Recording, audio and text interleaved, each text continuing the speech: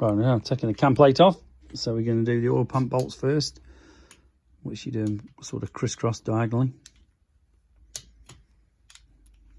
This won't be reused, this particular case, and then we wang the bolts out.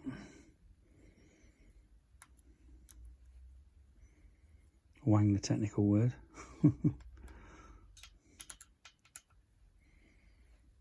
On this particular bike, you could actually see this tension of material had started to come out of the crank, so it was going through the pump. So it's just as well we are actually changing this.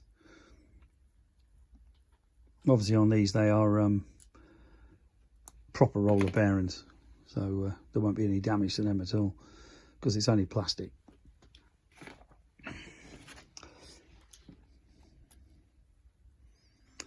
Then basically we're going to take these outer bolts off as well. Again, crisscross pattern.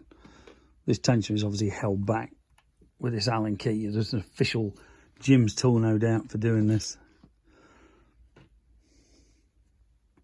That had some crap on it, didn't it? Was that just oil? No, just oil. Yeah. Truckers.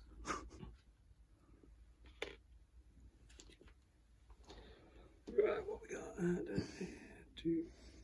Yeah. There's no actual particular thing. It's just like a cylinder head. You're going to do it in a set or any cover, so you don't bend it one way more than the other and distort it. In this case, it's not so much of an issue because obviously we're not putting the thing back on, but it's good practice too.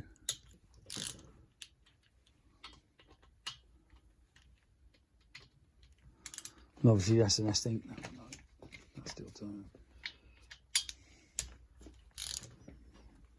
So now we've got them all loose. This cover should just pull off. The camshafts stay in, or they come out with it? That comes out with it. Comes out with it. Everything all connected. Yeah, they're all pressed in. Looks like some kind of sealer, is it? Yeah, so just use.